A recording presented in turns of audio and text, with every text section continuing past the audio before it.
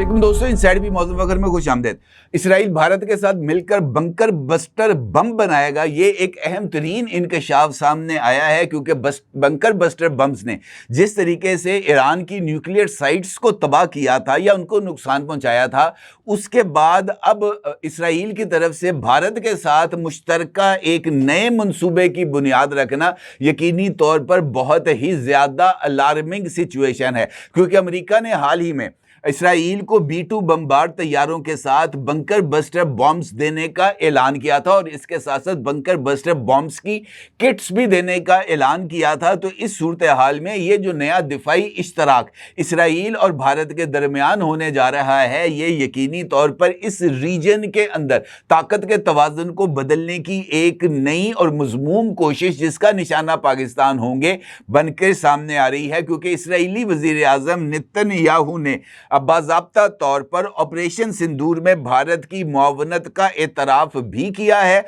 और करार भी दिया है कि इसराइल ने भारत को पाकिस्तान के खिलाफ 4 रोज़ा जंग में न सिर्फ अस्करी मदद फराहम की थी, बल्कि पाकिस्तान को निशाना बनाने के लिए आलात और टेक्निकल सपोर्ट भी फराहम की थी। और इसके साथ साथ इसराइली वज़ीर आज़म ने वाज़े तौर पर भारत के साथ दिफाई ताउन में मज़ीद इजाफे और जदीद दिफाई टेक्नोलॉजीज़ को भारत के साथ शेयर करने के इरादे का इजहार भी किया है, जिसमें बंकर बस्टर बॉम्ब्स भी शामिल हैं। और ये इस रीजन के हवाले से बहुत ही ख़तरनाक डेवलपमेंट है। इसराइल की तरफ से ये ऐलान और एतराफ़, अगर आप इसकी टाइमिंग देखें तो ये भी बहुत ज़्यादा अहमियत की हामिल है, क्योंकि एक जानिब डोनाल्ड ट्रंप ने नरेंद्र मोदी की आर्म ट्विस्टिंग की है, उसकी बाजू को मरोड़ रखा है, उसकी चीखें निकलवा रहा है। दूसरी जानिब अमेरिका का बगल बच्चा इसराइल, वो भारत के साथ मोहब्बत की पींगे बढ़ा रहा है।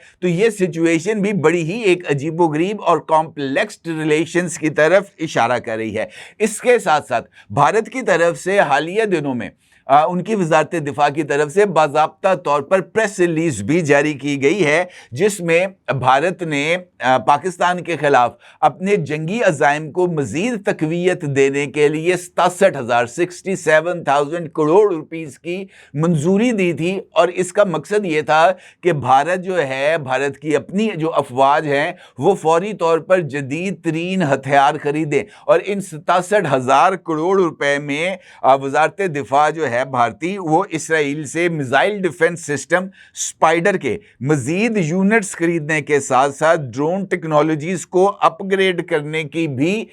इरादा रखती है। और इस हवाले से उसने इसराइल के साथ अपनी इस कॉन्सेंट को भी शेयर किया है। अब ये जो सूरत हाल है, खास तौर पर इसराइल की तरफ से जंग में भारत की मदद करने का एतराफ़ और भारत के साथ दिफाई ताउन में इजाफा और बंकर बस्टर बम भारत के साथ मिलकर बनाने का जो ऐलान है, इसके यकीनी तौर पर पाकिस्तान पर असरात मुरतब होंगे। वो असरात क्या हो सकते हैं, इसके ऊपर बात करते हैं। और इसराइल भारत अलायंस जो है, वो इस रीजन के लिए किस हद तक खतरनाक है, इसके ऊपर भी बात करते हैं। लेकिन उससे पहले बात करते हैं इसराइल की वॉर कैबिनेट की। और उस वॉर कैबिनेट ने अपने हालिया इजलास में एक जानिब तो गजा का कंट्रोल संभालने का ऐलान किया है, और उसके साथ साथ बैतुल मक़दस के हवाले से भी एक नया प्लान सामने आया है इसराइल की तरफ से। ये बात तो किसी से ढकी छुपी नहीं है कि गजा इनफैक्ट इस पूरे खत्ता में, पूरी दुनिया में, अगर मैं आपसे ये कहूँ कि वो इसराइली जुल्म की, इसराइली मज़ालम का एक जीता जागता सबूत है, तो ये कहना भी कुछ ज़्यादा गलत नहीं होगा। जहाँ पर लाखों जो है ये जो गज़ा के बाशिंदे हैं, ये इसराइली मज़ालम का शिकार हैं। उनके घरों को मिस्मार कर दिया गया, बॉम्बिंग करके एक शहर को मुकम्मल तौर पर मलबे का ढेर बना दिया गया। वहाँ तक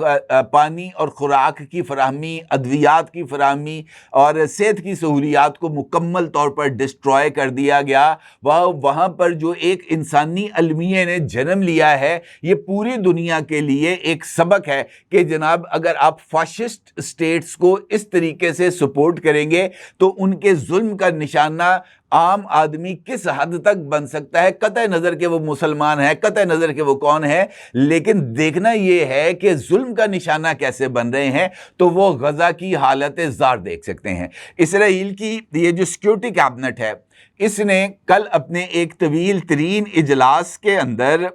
جو نتن یاہو کا ایک نیا منصوبہ تھا اس کی منظوری دی ہے، اور اتوار تک یعنی پرسوں تک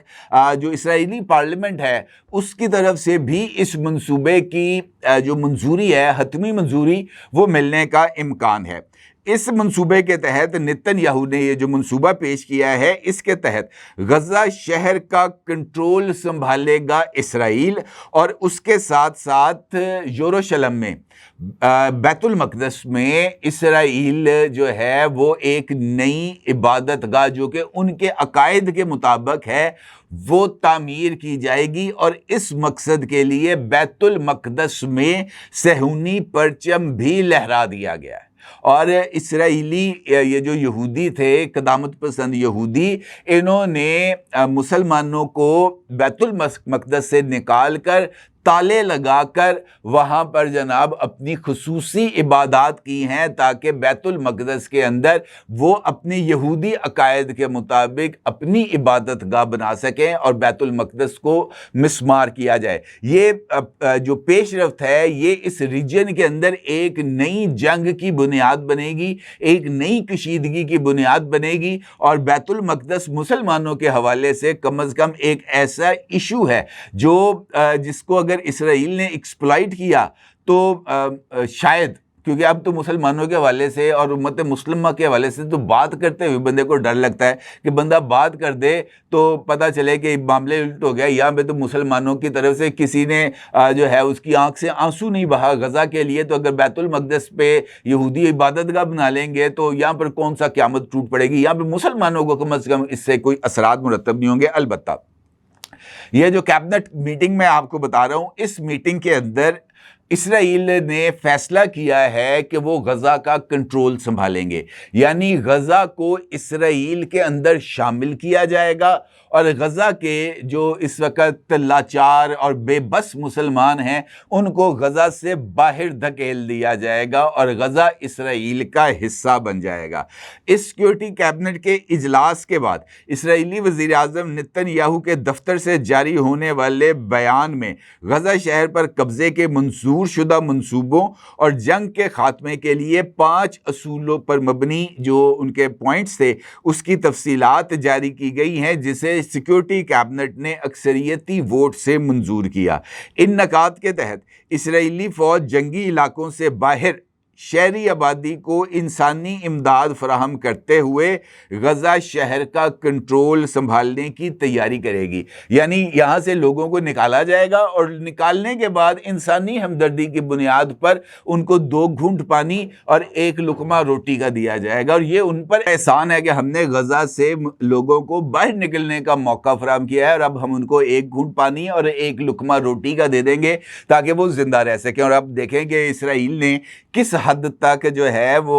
غزہ کے مسلمانوں کے اوپر احسان عظیم جتایا ہے۔ امپورٹنٹ بات یہ ہے کہ یہ جو اعلان سامنے آیا ہے اسرائیلی وزیر اعظم کی طرف سے، اسرائیلی حکومت کی طرف سے، اس کے بارے میں جو خود اسرائیل کی اپوزیشن جماعتیں ہیں انہوں نے بھی شدید تحفظات کا اظہار کیا ہے۔ اسرائیل کے اپوزیشن لیڈر یائر لیپڈ کا کہنا ہے کہ وزیر اعظم نتن یاہو کا غزہ پر مکمل کنٹرول حاصل کرنے کا منصوبہ دراصل ایک نئی جنگ اور یرغمالیوں کی موت کا منصوبہ ہے، اور ان کا یہ کہنا ہے کہ نتن یاہو کے اس منصوبے کی وجہ سے اربوں شیکلز ٹیکس دہندگان کو ادا کرنے پڑیں گے۔ اب یہ ایک نئی سچویشن ڈیولپ ہوئی ہے، اور اس کے ساتھ ساتھ جیسے ہی یہ سیکیورٹی کیبنٹ نے منظوری دی اس کے بعد جناب بیت المقدس پر صہیونی پرچم لہرا دیا گیا۔ دوسری جانب ڈونلڈ ٹرمپ نے بھی ایک نیا اعلان کیا ہے سامنے، جس میں ڈونلڈ ٹرمپ نے مشرق وسطیٰ کے تمام ممالک کو ابراہام ایکارڈ میں شامل ہونے کی ہدایت کی ہے، حکم جاری کیا ہے، اور کہا ہے کہ عرب ممالک کا ابراہام ایکارڈ میں شامل ہونا ضروری ہے، اور ان کا یہ کہنا ہے کہ اگر عرب ممالک مشرق وسطیٰ میں امن چاہتے ہیں تو پھر انہیں اسرائیل کے ساتھ تعلقات کو معمول پر لانا ہوگا. یعنی جب تک آپ اسرائیل کو ابا جی کا درجہ نہیں دیتے اس وقت تک مشرق وسطیٰ میں امن نہیں آئے گا. یہ ڈونلڈ ٹرمپ کی طرف سے اعلان کیا گیا. اب یہاں پر بھی آپ دو عملی کا مظاہرہ کریں کہ یوکرین کے اندر رشیا تیل بیچتا ہے تو ڈونلڈ ٹرمپ یہ کہتا ہے کہ یہ تیل بیچ رہا ہے تاکہ یہ یوکرین کے بچوں کو مار سکے. اور اسرائیل نے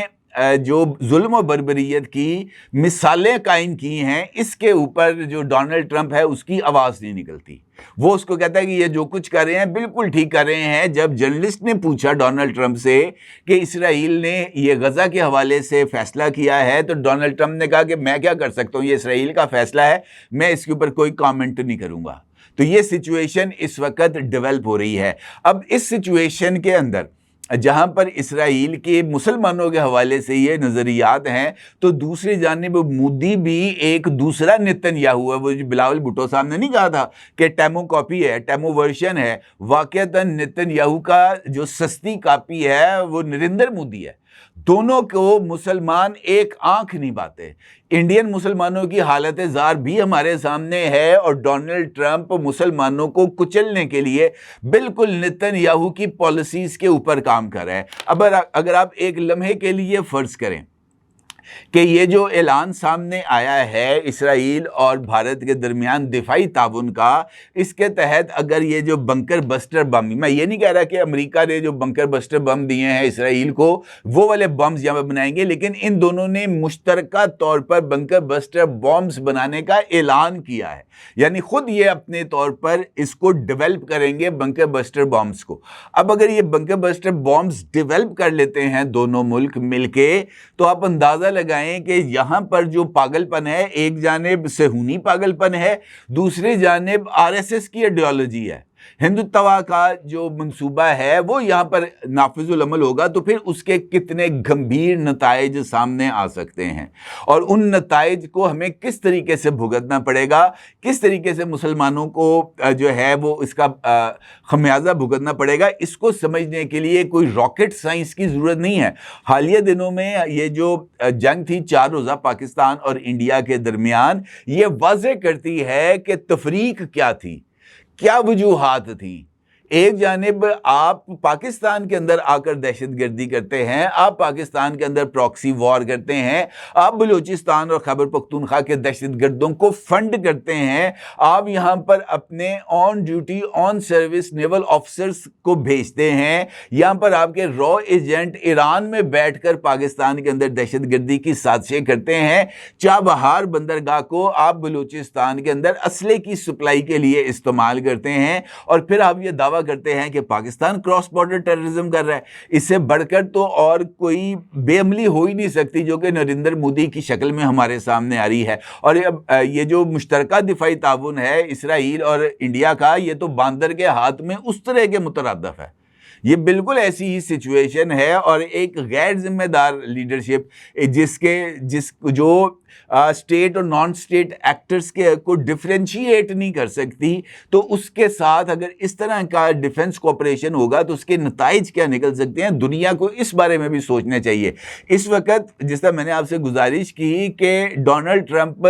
مودی کی آرم ٹوسٹنگ کر رہا ہے اور وہ یہ کہہ رہا ہے کہ تم رشیا سے آئل نہ خریدو کیونکہ یوکرین کے بچے مار رہے ہو تمہاری وجہ سے, تم جو چیزیں پروکیور کر رہے ہو رشیا سے, لیکن اسرائیل کے حوالے سے آنکھیں بند ہیں. اسرائیل کے حوالے سے کچھ نہیں کہا جاتا. اسرائیل کو یہ بات نہیں کہی جاتی کہ تم غزہ کے مسلمانوں کی نسل کشی کو ختم کر دو, یا وہاں پر تمہارا جو ایگو ہے وہ کتنے لوگوں کو مار کر سیٹسفائی ہوگی. اب اس کے اندر بھی بھوک ختم نہیں ہو رہی, وہ بھی کہہ رہا ہے میں غزہ کو بھی ہڑپ کر جاؤں. مختلف ویڈیوز نظر آتی ہیں جہاں پر ملبے کے ڈھیر سے اسرائیلی جو آبادی والے لوگ ہیں وہ ان مظلوموں کے گھروں پہ دھاوا بولتے ہیں اور سامان چوری کر کے لے جاتے ہیں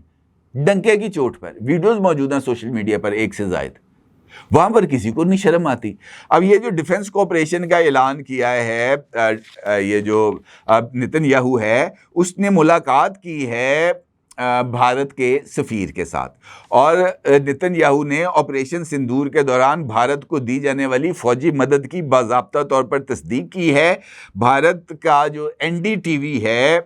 اس نے اس حوالے سے اپنی ایک رپورٹ بھی بھجوائی شائع کی ہے، اور اس نے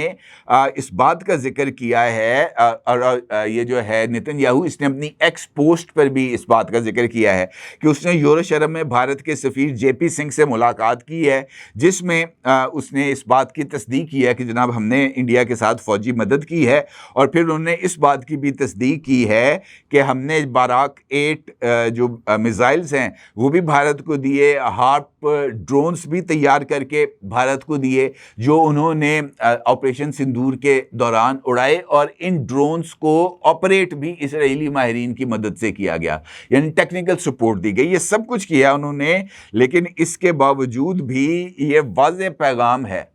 دنیا کے لیے کہ فاشسٹ ریاستیں اور فاشسٹ ریاستوں کے فاشسٹ حکمران کس حد تک جا سکتے ہیں اپنے عزائم کو لے کر۔ اس کا ایک ثبوت آپ کو انڈیا میں اقلیتوں کی حالت زار سے ملتا ہے، اور دوسرا ثبوت آپ کو غزہ کے اندر ہونے والے انسانی المیے سے ملتا ہے، اور دنیا اور مسلمان ممالک بے شرمی کے اس لیول پر ہیں جہاں پر ان کو اس بات سے کوئی فرق نہیں پڑتا کہ کون جیتا ہے کون مرتا ہے۔ وہ کہتے ہیں آپ ہمارا تیل خریدو، بس ہماری عیاشیاں جاری رہنی چاہیے، دنیا جائے بھاڑ میں۔ اور اگر کل کو بیت المقدس کو خدا نہ خواستہ مسمار کر کے اس کو شہید کر کے وہاں پر کوئی یہودی عبادت گاہ بھی بن جائے گی، تو انہوں نے محض OIC کے اجلاس میں ایک مذمتی بیان دینا ہے۔ ان میں اس کے علاوہ کوئی اوقات نہیں ہے ان میں کہ یہ آگے بڑھ کر اسرائیل کا ہاتھ روک سکیں، کیونکہ جو بزدل حکمران ہوتے ہیں وہ جو ہے نا طاقتور کے سامنے ہمیشہ سرنڈر ہی کرتے ہیں۔ البتہ طاقت کا معیار آپ کے پاس عددی قوت نہیں ہوتا، آپ کا جوش، آپ کا جذبہ ہوتا ہے، اور وہی جذبہ لازوال ہوتا ہے اگر آپ کو اپنے جذبوں کے بارے میں، اپنے جذبات کی حقیقت سے آگاہ ہوں، تبھی معجزے ہوتے ہیں۔ ادروائز یہ صورتحال ہے جو اس وقت ہم فیس کر رہے ہیں۔ اپنے ضرور اظہار کیجیے گا۔ آپ کو بہت شکریہ۔ اللہ حافظ۔